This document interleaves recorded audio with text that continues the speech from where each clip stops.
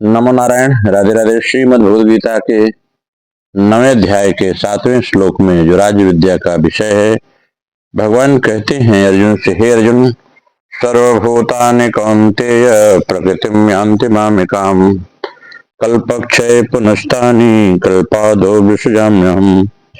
हे कुंती नंदन, कल्पों का क्षय होने पर महाप्रलय के समय संपूर्ण प्राणी मेरी प्रकृति को प्राप्त होते हैं और कल्पों के आदि में महासर्ग के समय मैं फिर उनकी रचना करता हूँ।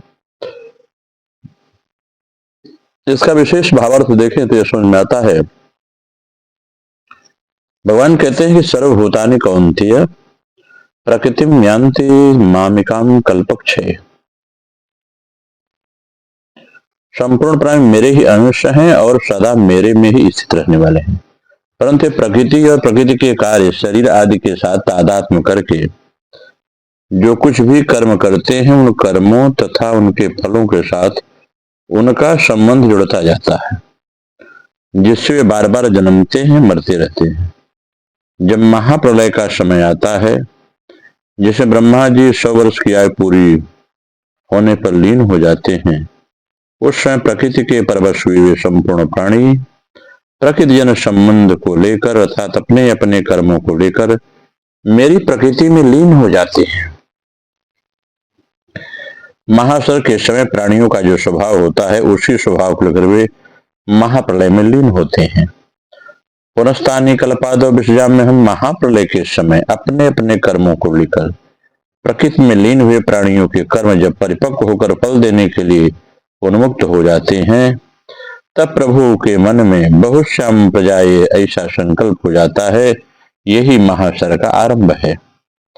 इसका अर्थ यह हुआ कि कल्पों के आदि में अर्थात महासर्ग के आदि में ब्रह्मा जी के प्रकट होने पर मैं पुनः प्रकृति में लीन हुए प्रकृति के परवश हुए उस जीवों का उनके कर्मों के अनुसार उन योनियों में विशेष रूप से संबंध करा देता हूँ। यह मेरा उनको रचना है। इसी को भगवान ने कई जगह चर्चा करते हुए कहा कि मेरे द्वारा गुणों और कर्मों के विभाग पूर्वक चारों वर्णों की रचना की गई। चतुर्वर्ण मया सिस्टम गुण धर्म विभागशः। ब्रह्मा जी के एक दिन का नाम कल्प है, जो मानवीय 1000 चतुर्युगी होता है।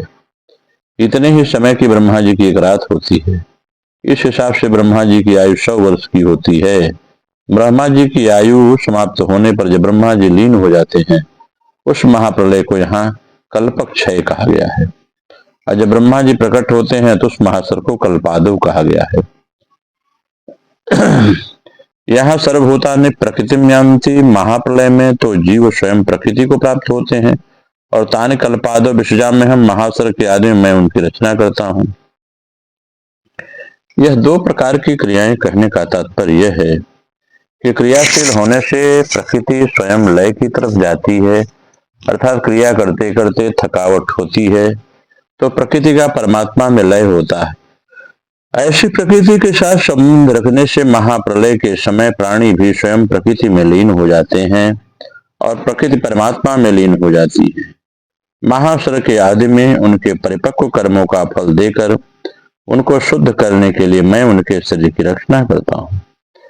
रचना उन्हीं प्राणियों की करता हूँ जो प्रकृति के परवश हुए हैं। जैसे मकान का निर्माण तो किया जाता है पर धीरे धीरे स्वतः गिर जाता है, ऐसे ही सृष्टि की रचना तो भगवान करते हैं पर प्रलय स्वतः होता है। इससे सिद्ध हुआ कि प्रकृति के कार्य संसार शरीर की रचना में तो भगवान का हाथ होता है, पर प्रकृति का कार्य हास की तरफ स्वतः जाता है। ऐसे ही भगवान का अंश होने के कारण जीव स्वतः भगवान की तरफ आसक्ति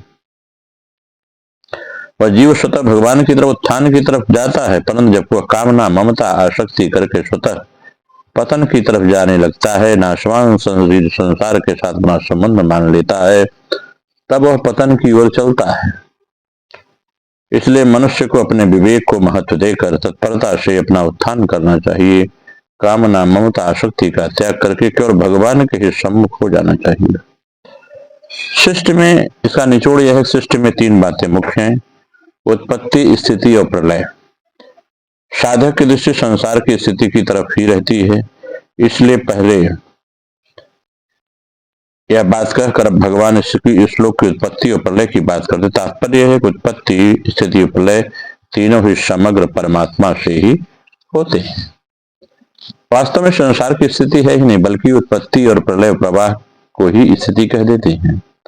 तात्विक दृष्टि से देखो तो संसार की उत्पत्ति भी नहीं है, बल्कि प्रलय ही प्रलय था, अभाव ही अभाव है। अतः संसार का प्रलय, अभाव और वियोग ही मुख्य है।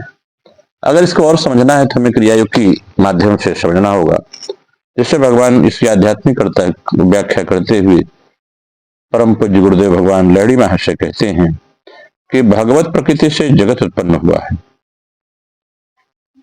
जगत के विनष्ट होने पर सारे शिष्ट पदार्थ मूल कर्ण रूपा प्रकृति के भीतर लीन हो जाते हैं।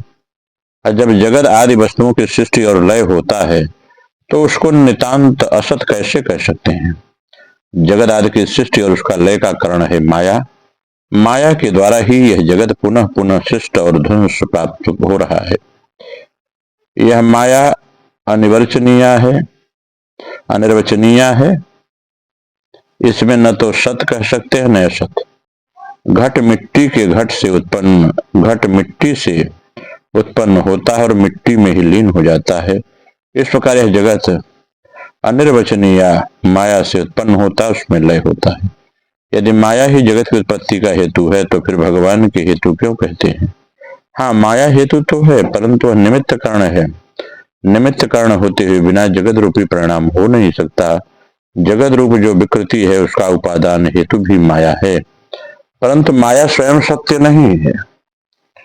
माया स्वयं सत्य नहीं है, वह निमित्त कारण है। अतः इसके परिणाम स्वरूप ये जगदादि भाव भी असत्य है, परंतु जिसका अवलंबन करके यह मायिक परिणाम होता है मूल कारण नित्य सत्य है। यह सत्य वस्तु ही जगत का विवर्त कारण है। रज्जु में सर्प भ्रम होता है और यह सर्पबोध भ्रम ज्ञान है, अतएव मिथ्या है। परंतु जिस रज्जु को आश्रय करके वह सर्प ज्ञान होता है वह रज्जु सत्य है। सत्य ही मानो विवर्तित होकर सर्प रूपता को प्राप्त होता है। इसी प्रकार भगवान को ही कासल का कारण कहते हैं, क्योंकि माया भी भगवान की ही शक्ति है और उसमें अभिन्न है। यदि उनसे माया अभिन्न होती तो जगत का निमित्त कारण भी सत्य होता और ब्रह्म के सिवा यह प्रकृति भी परम सत्य रूप में परिगणित होती है।